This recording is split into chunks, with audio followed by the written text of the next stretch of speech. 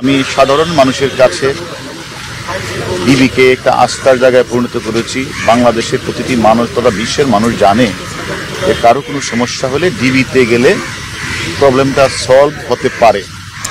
এই মনে করে অসংখ্য মানুষ আমাদের কাছে আসছে। আমরা চেষ্টাও করেছি তাদের কাজটা সুন্দরভাবে করে দেওয়ার, যার কারণে সাধারণ মানুষ ডিবির নামটা জানে। এবং আমি মনে করি আমি চেষ্টা করেছি ডিবিকে একটা আস্থার জায়গায় নিয়ে যেতে। এখন আমি মনে করি আমার ঊর্ধ্বতন কর্তৃপক্ষ আমাকে আস্থা এবং বিশ্বাস রেখে আরেকটি জায়গায় পদায়ন করেছে, বিস্তৃত পরিসরে কাজ করার সুযোগ প্রদান করেছে।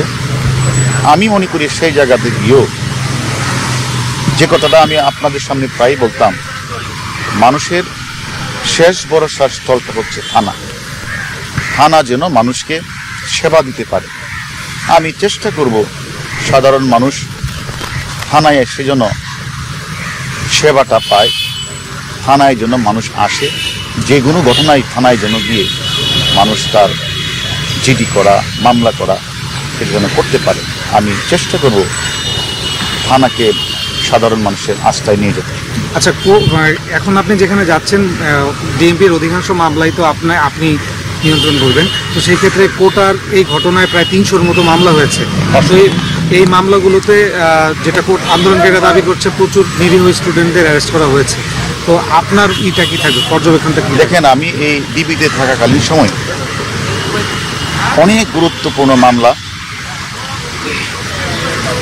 অনেক বড় বড় ঘটনা ডিবিতে ঘটেছে।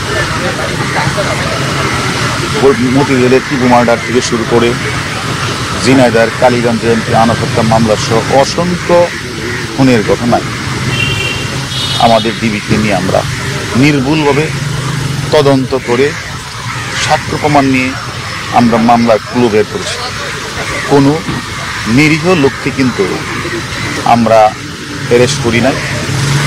আর প্রভাবশালী ব্যক্তি যত বড়ই হোক না কেন, সে যদি ঘটনার সাথে জড়িত হয় তাকে আমরা কিন্তু বাদ দেই নাই। তেমনিভাবে আমি মনে করি মামলা রুজু হয়েছে, যদি কেউ নির্দোষ থাকে, নির্দোষ প্রমাণই হয়, তাদেরকে হ্যারেস করা হবে না। এবং যারা ঘটনার সাথে প্রকৃতভাবে জড়িত, যারা বিভিন্ন জায়গাগুলিতে আগুন লাগিয়েছে, স্বপ্নের মেট্রো রেলে ভাঙচুর আগুন লাগিয়েছে, রাষ্ট্রীয় বেসরকারি থানাগুলিতে আগুন লাগিয়েছে, আমাদের পুলিশ সদস্যকে জ্বলিয়ে হত্যা করেছে, এই সকল ঘটনার সাথে যারা জড়িত তাদের কাউকে ছাড় দেয় না।